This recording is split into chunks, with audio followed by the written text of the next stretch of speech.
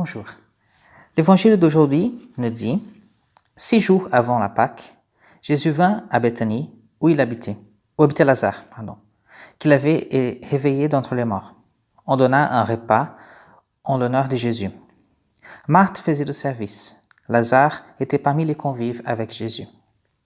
Or Marie avait pris une livre d'un parfum très pur et de très grande valeur. Elle répandit le parfum sur les pieds de Jésus, qu'elle essuya avec ses cheveux. La maison fut remplie de l'odeur du parfum. Nous avons dans cet acte donc Marie qui prit un livre de parfum très pur et de très grande valeur, il répand sur les pieds de Jésus. Quelque chose d'extraordinaire, elle fait quelque chose, elle fait une offrande personnelle et en même temps une offrande prophétique. C'est un acte double qu'elle pose là. D'abord une offrande personnelle, c'est-à-dire elle a pris un flacon, quelque chose qu'elle avait de très précieux pour elle, et elle verse sur les pieds de Jésus. Et en fait, un parfum, quand on verse, on ne peut pas remettre à nouveau dans le flacon. C'est difficile parce que c'est du parfum. Donc, c'est une offrande qu'elle fait et que c'est pour toujours. C'est-à-dire, à partir du moment que tu as versé un flacon de parfum, on ne peut pas ramasser, même si on arrive à garder un peu, en fait, on n'a pas de retour. On ne peut pas prendre le parfum et mettre à nouveau dedans l'odeur et mettre dans le flacon à nouveau. Et en plus, elle a fait un acte prophétique, parce qu'en fait, quelques jours plus tard, donc il dit, 6 jours avant Pâques, le texte nous dit, donc quelques jours plus tard, Jésus va être enseveli avec un parfum aussi, même style, la même chose. Donc c'est un acte prophétique. D'ailleurs, dans nos textes, si vous voulez lire plus tard, en fait, il va dire que Jésus dit cela, que ça va être, c'est un signe de ce qui va se passer plus tard. Et dans notre vie, nous pouvons faire la même chose. Nous pouvons poser ces actes doubles, c'est-à-dire une offrande personnelle et un acte prophétique. Nous pouvons faire une offrande personnelle de notre vie, de notre temps, de tout ce que nous avons que c'est cher à nous, quelque chose d'important pour nous. Et nous pouvons offrir cela à Dieu d'une manière inconditionnelle, c'est-à-dire d'une manière pour toujours. Nous pouvons faire cela pour toujours. Seigneur, je t'offre ce que j'ai de plus précieux. Je t'offre ma vie, je t'offre ma famille, je t'offre tout cela. Et à partir du moment qu'on offre, on dit, maintenant c'est à toi. Maintenant c'est à toi de gérer, maintenant c'est à toi de s'occuper de cela. Et nous, on laisse sur côté. Pour nous, c'est très difficile de poser ces gestes parce qu'en fait, nous avons tendance à donner. Seigneur, je te donne, mais fais attention avec ce que tu vas faire avec ça, s'il te plaît. Et en fait, non. En fait, quand on donne, on doit dire, très bien, je te donne. C'est à toi. Et maintenant, c'est à toi de gérer. Je veux partage de ma vie même.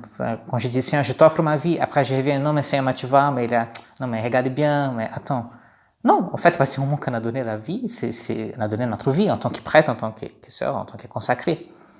Mais en même temps, nous pouvons offrir notre vie en restant dans notre maison, en restant avec nos enfants, avec notre famille. Et Seigneur, je t'offre cela. Et je t'offre ma vie, je t'offre ma famille, par exemple. Et Seigneur, c'est toi qui vas gérer ma famille. Et du coup, bien sûr, je vais travailler, je vais faire ce que je dois faire de mon côté. Mais j'ai fait une offrande, je t'ai consacré, je t'ai mis à part, j'ai mis à part pour toi ma famille, j'ai mis à part pour toi mon temps ou ma vie ou quoi que ce soit. Mais bien, ça peut être aussi. Et nous pouvons poser un acte prophétique aussi parce que un prophète, il est celui qui annonce les choses de Dieu, la parole de Dieu dans le monde. Donc un prophète dans l'Ancien Testament, par exemple, il écoutait de Dieu, il parlait dans le monde. Donc c'était la voix de Dieu dans le monde. Et en fait, quand on pose des actes comme ça, des offrandes libres, où nous sommes libres et dire, Seigneur, je veux te confier tel problème, je veux te confier telle joie, pourquoi pas. Et quand je confie cela à Dieu, en fait, je pose un acte prophétique parce que Dieu prend cela, cette petite offrande que j'ai faite, il va répandre toutes les grâces qu'il a là-dessus en tout le monde. Vous voyez, il prend c'est comme s'il prenait une graine ici, comme le pollen, vous voyez, qu'ils font les abeilles, ils prennent du pollen et ils éparpillent un peu partout dans la nature.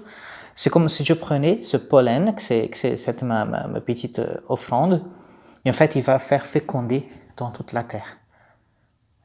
Et en fait, on n'a même pas notion de ce que Dieu fait dans notre vie, et ce que Dieu fait avec les offrandes que nous faisons dans notre vie.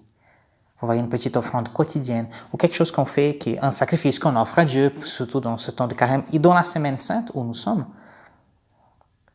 Tout cela, Dieu prend et Dieu fait féconder la terre entière. Dieu fait donner de nouvelles vies dans la terre entière. Que le Seigneur nous aide aujourd'hui peut-être à poser cet acte d'offrande personnelle et aussi cet acte d'offrande prophétique. C'est-à-dire, je t'offre cela, je vais être le signal, le canal, la voix de Dieu dans le monde. Que le Seigneur nous aide et nous inspire même à poser des actes comme ça, qui puisse nous aider à être de plus en plus forts pour vivre ce temps avec lui dans cette semaine sainte.